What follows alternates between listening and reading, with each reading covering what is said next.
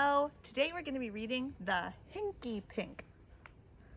This story is set in Florence. Back when mirrors could talk and princes were frogs, there lived a girl in old Italy named Annabelle. Alas, not Annabella. Day after day, Annabelle sat in her tiny room, hemming and hawing over heaps of mending unending. Mioso, toes of socks, knees of stockings, seats of pants. Oh, she might as well sew potato sacks.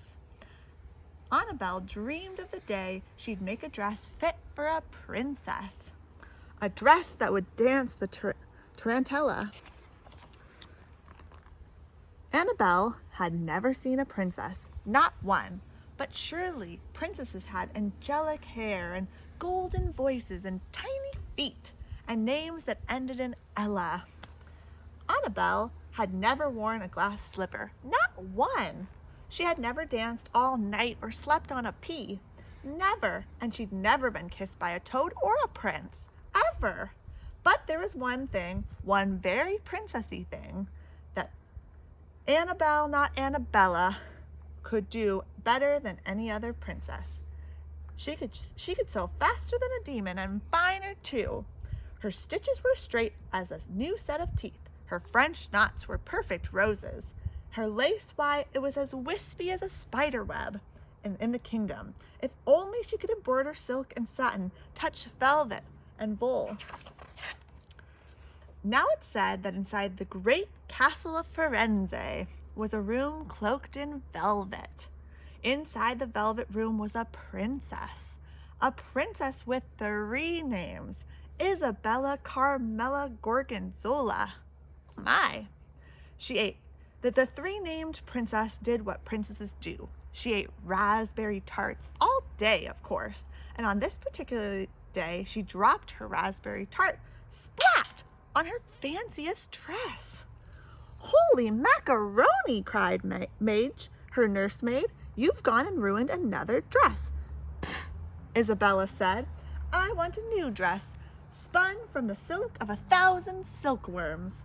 A dress the color of ruby snowbirds' wings, with sequins that glitter like sparkleberries and stitches as lacy as snowflakes. And just a few expectations. Faster than a flea, Madge flew to Annabelle's door. A determined knock, knock, knock interrupted the girl's daydream. Before you could say whip stitch, Annabelle was tossed like a laundry sack atop a dappled mare and whisked off the great castle, Madge at the reins. Soon she was led down a year-long hall, carpeted in red. Gilt-framed pictures lined the walls, crystal lamps glittered like stars, and at the end was a velvet room where a girl sat upon piles of satin pillows. The girl did not have angelic hair. She had poodle curls, plain as Panoni. She did not have a golden voice. It was more like a croak. And she did not have tiny princess feet. Hers were large as lily pads.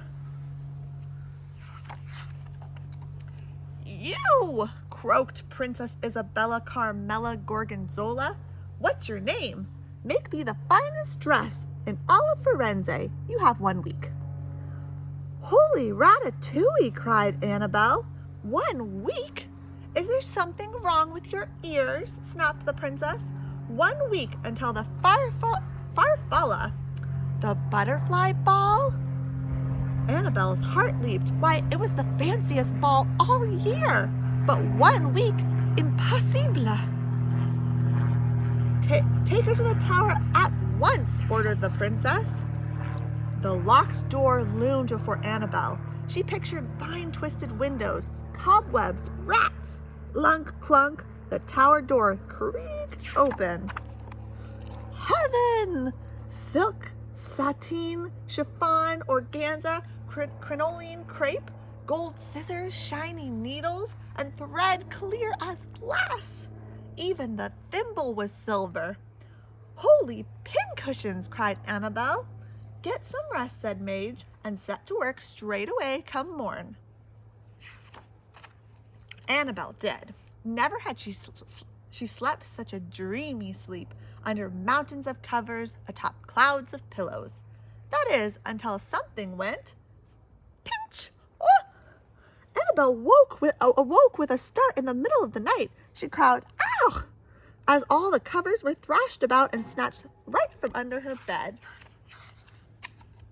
Annabelle crawled back into bed, but no sooner had she pulled the covers on tight and drifted back to sleep than she felt another pinch. Ah! The covers were tangled knots on the floor again. Annabelle chased about the room with a broom. She tore open the cupboards, tossed aside the taffeta, threw open the curtains, and she poked under her tables, peered under rugs, pried open chests. "Show yourself," she shouted. Still nothing, no one. If she made the bed once, she had made it 60 times that night.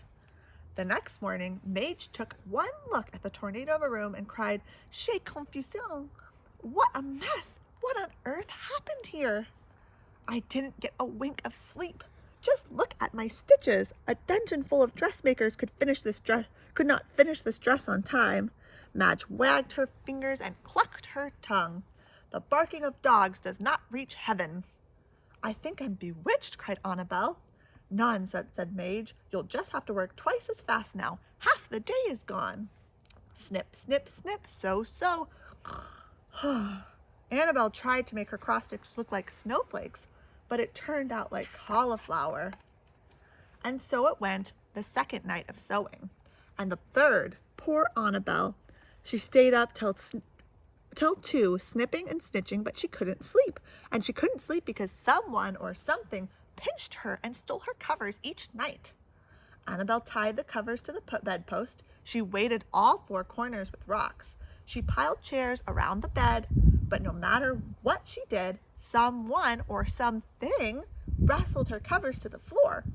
After 3 nights of no sleep, Annabelle's diamond eyelet did not look like blooming chrysanthemums, more like wilted parsley. Her seams were wrinkled as chicken skin, and her hems zigzagged like chimney smokes. Her wide goblin stitch looked like a goblin itself had got hold of it. "Dear, oh dear," cried Madge. "I dare say you've got yourself a Hinky Pink.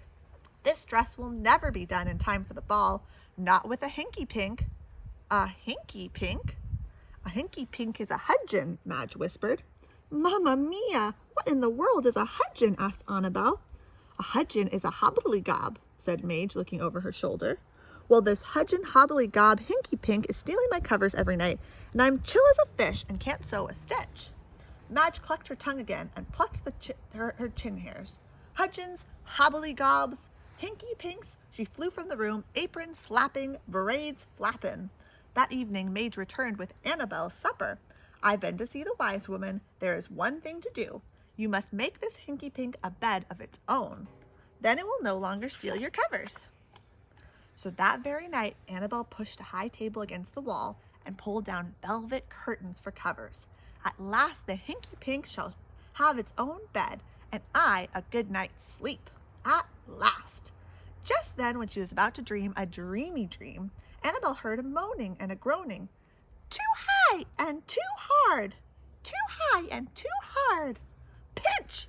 Her bedclothes twisted and tangled and fell in a knot on the ground. So Annabelle piled a heap of the softest eiderdown quilts in the corner.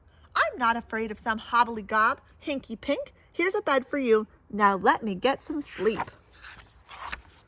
But as soon as she drifted off, a voice moaned and groaned. "Too soft and too slippery, too soft and too slippery. Pinch!" Off went Annabelle's covers, even though she tucked them in as tight as the skin on an apple. Every night, Annabelle made a new bed for the Hinky Pink. She made a bed in the far corner of the cupboard. Too dark and too deep, too dark and too deep. She slung some of her satin from hook to hook across the room. Too long and too loose, too long and too loose. She even tried to make the thing a little cradle. Too teeter and too totter, too teeter and too totter. On the very day before the dance, Madge shook Annabelle awake. "Holy porstapilly, wake up, child. Tomorrow is the butterfly ball. The princess must have her dress." "But the Hinky Pink, my lace looks like cheesecloth. My hems look like saddle cinches, and I've yet to sew a single sequin on the butterfly sash. Stay up all night if you must, said Mage. Do the best that you can. Walk with your slippers until you find your shoes. Annabelle rubbed her eyes. She picked up her sewing thread, her needle. She slipped on her thimble and, wait a minute, could it be? Why ever not, she thought. I've tried everything else. She lined the thimble with her silkiest satin. She added peach down for a pillow and a rose petal for a blanket. Annabelle set the thimble on the windowsill, and before she could climb into the bed herself, she heard a happy humming. La la la la la. I think the Hinky Pink might like it. There in the thimble was a dot, a speck, no bigger than a French knot. You're the Hinky Pink, said Annabelle, laughing so hard that she got hiccups. Why, you're no bigger than a flea. I shall call you Thumbelina. She tucked herself in bed, and as she shut her eyes, the Hinky Pink whispered, just so, just so. I like the bed made just so. A bed fit for a princess, fit for a queen, stupendo.